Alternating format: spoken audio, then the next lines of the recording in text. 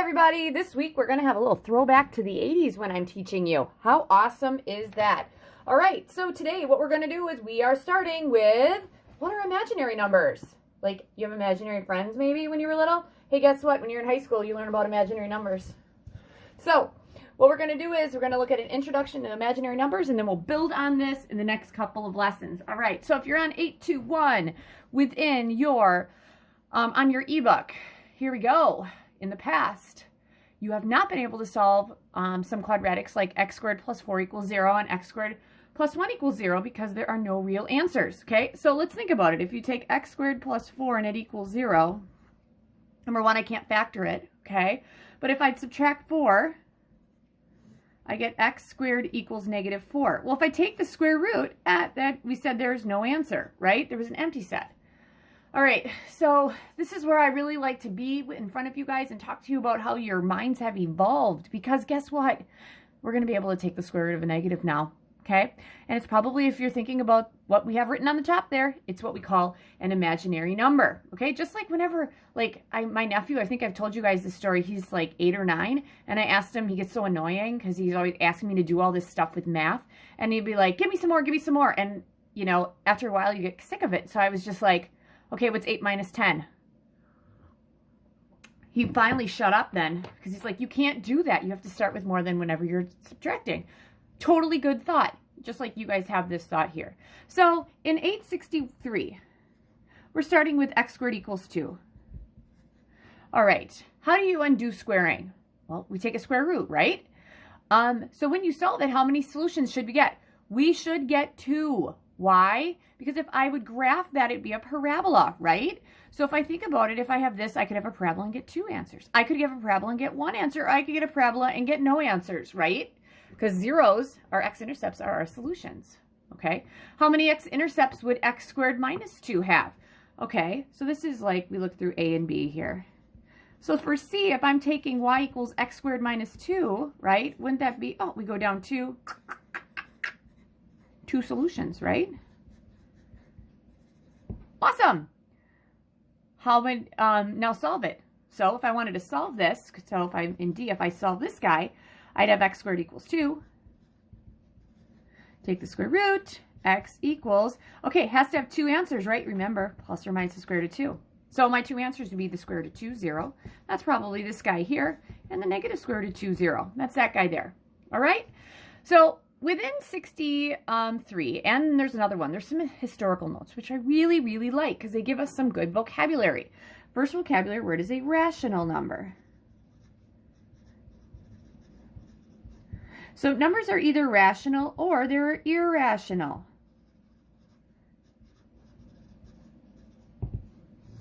All right, so here's what the historical note says. So in ancient Greece, people believed that all numbers could be written as fractions or of whole numbers, and they were called rational numbers. So a rational number is any number that can be written as a fraction.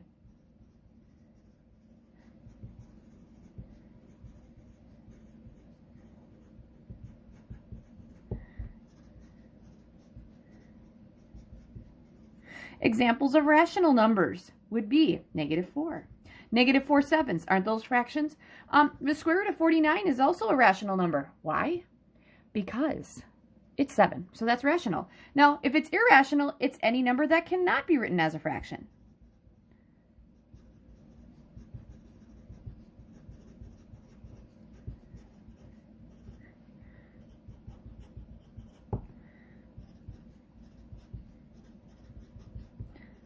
So, here I ask you guys, okay, the only numbers that cannot be written as fractions, you guys, are numbers that are decimals that go on forever with no pattern.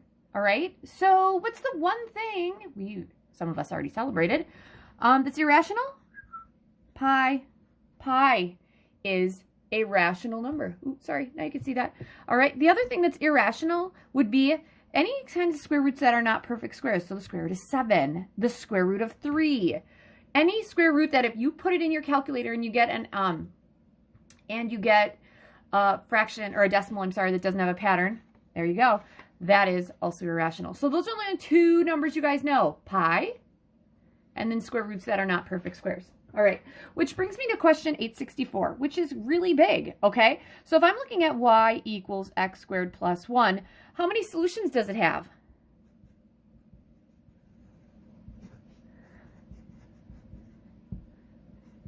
Well, from the previous thing that I just showed you, okay, it's a second degree polynomial. It could have 2 answers, 1 or none, all right?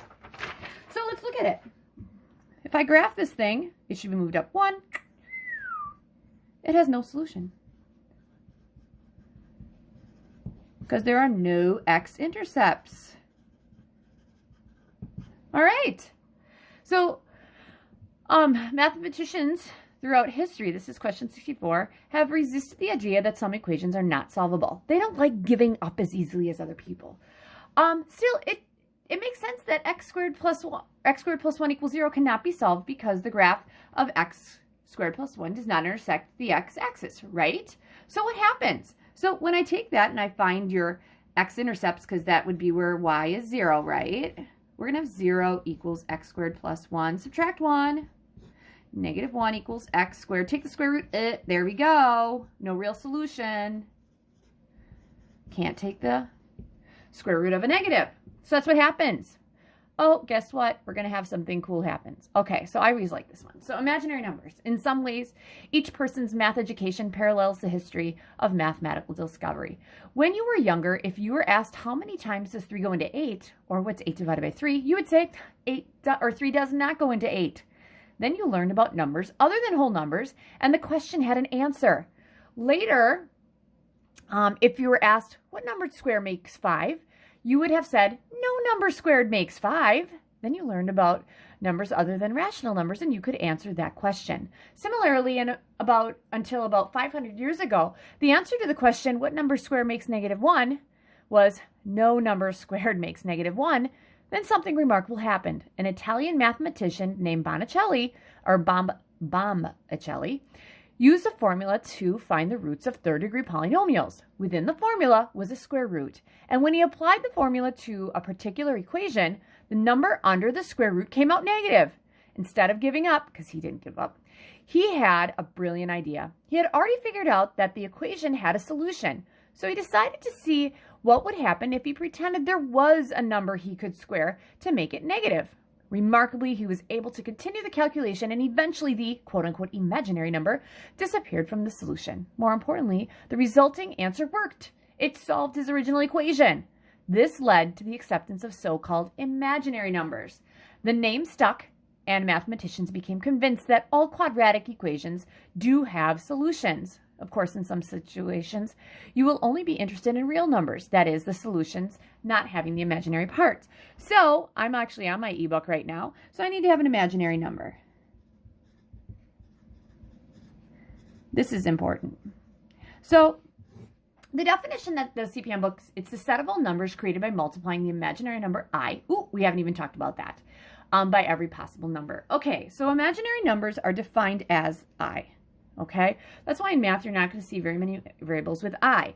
Now, I is the square root of negative 1. Okay, so then I kind of usually go off the beaten path here, you guys, and I start talking about what different things could mean. So if I have I, then I'd have I squared, I cubed, and I to the 4th. Now I'm going to tell you I cubed I do not use that much. I use I squared, and I to the 4th.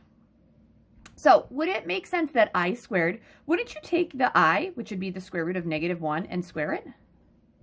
What happens when you square a square root? It undoes it. Good job. All right, so the square root of negative 1 squared is negative 1. Now, I cubed is different because I cubed, what I'm going to do is I'm going to take an I squared times an I. Well, I squared is negative 1, and that's going to be times I, okay? Because you don't, in math, you don't use the square root of negative 1, you use I. Wouldn't this just be negative I? And I'm going to tell you right now, whoop, there we go. I don't usually use it that much. Now, I to the 4th, what would you break that up into? Well, that makes sense to be an I squared times an I squared, okay? The reason I'm using I squared times I squared is because I squared is negative 1. If I multiply that by negative 1, isn't that 1? All right, so for I, squares to negative 1s are I's. Anytime I see an I squared, you guys, I have to put a negative 1 down. I cubed, I'm really not going to see. I to the 4th is going to be 1, all right? So the square root of negative 1 is equal to I squared is equal to negative 1.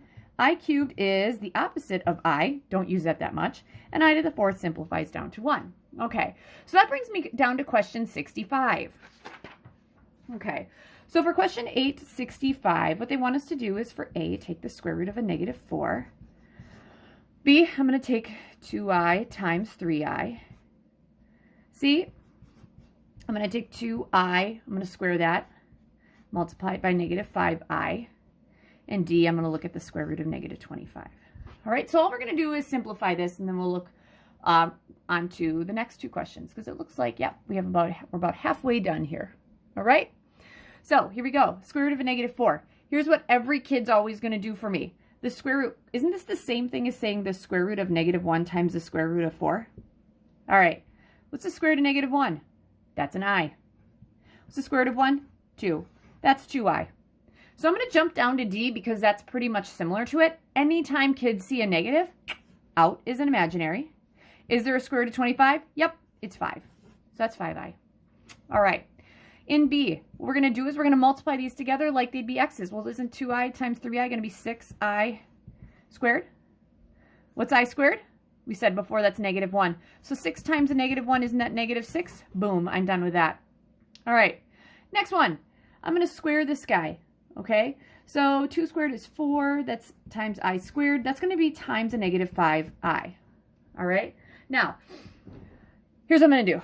I know what I squared is negative 1. So I'm going to take 4 times negative 5, that's negative 20, times I squared is negative 1. And we don't change this back into the square root of negative 1 because it's not defined. So we leave that as an I. So this is going to be 20i. So negative 20 times 1 is, negative 20 times negative 1i is going to give me 20i. All right, which brings me to 866. Good question here. Okay, so we're going to graph this function. All right, so if I graph it, y equals, I'm going to have an x squared minus 4x plus 5. All right, I'm going to put that in my calculator, and I will be right back to you, okay?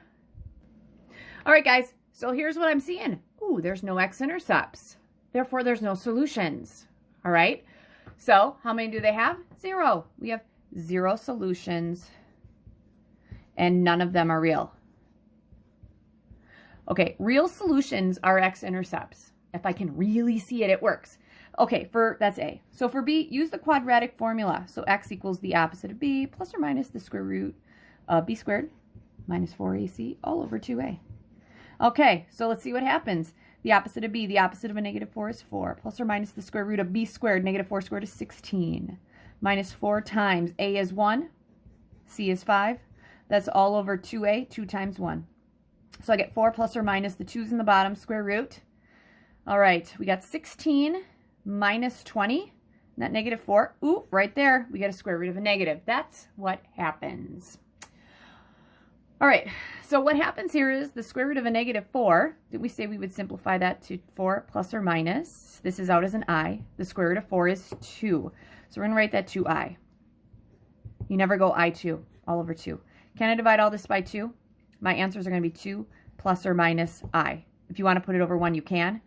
Those are my 2 solutions because we said that we were going to have solutions. So I have 2 imaginary solutions at x equals 2 plus I and x equals 2 minus I. All right. So for C, a real number plus or minus a multiple of I, like the solutions we got, is called a complex number. So complex numbers, I'll even click on the blue here. A complex, they decide as, okay, they're actually giving it to me in the form. So complex numbers are in the form A plus BI. Complex numbers have a real part, which is your A, and an imaginary part, which is BI. All right? So that's 866. All right, 867. Next one. All right, so for question 867, when a graph crosses the x-axis, the x-intercepts are also called real roots. I kind of told you that. They really cross the x-axis. They are really solutions. They are real roots of the solution when y equals 0. You have seen that solutions to equations can be real or complex. So it follows that the roots can also be real or complex. Compare and contrast what happens with each of these graphs. All right, so for A, here we go. We're going to sketch y equals x plus 3 squared minus 4. Okay, they want to know what the roots are. Okay, would it make sense for this one? We're going to go to the left, 3 down 4. We're going to have 2 real roots. All right, so they're my x-intercepts. Let's set this equal to 0. Add 4, get the x by itself as we're doing. Take the square root. The square root of 4 is plus or minus 2. Subtract 3. So x is going to equal negative 3 plus or minus 2. So negative 3 plus 2 is negative 1. And negative 3 minus 2 is negative 5, which makes sense. They could be there. So negative 1, 0, negative 5, 0. Okay, in B, sketch y equals the quantity x plus 3 squared. What are the roots? Wouldn't we just move that to the left 3? And it just has one root. So roots are x, or intercepts, so my y is 0. Take the square root. The square root of 0 is 0. There's no plus or minus there. Negative 3 equals x. There you go. That makes sense. There's just one real root at negative 3, 0. Now in C, sketch the graph of y equals x plus 3 squared plus 4. That one left and then up. No real roots. Probably should have said one real root here. All right, 0 equals x plus 3 squared plus 4. Subtract 4. Negative 4 equals x plus 3 squared. Take the square root. This is 2i, and that's positive or negative because you still get 2. You can get 2 imaginary roots. That equals x plus 3. Subtract 3. Sorry, that got kind of out there. X equals negative 3 plus or minus 2i. So my roots are imaginary would be negative 3 plus 2i, 0, and negative 3 minus 2i,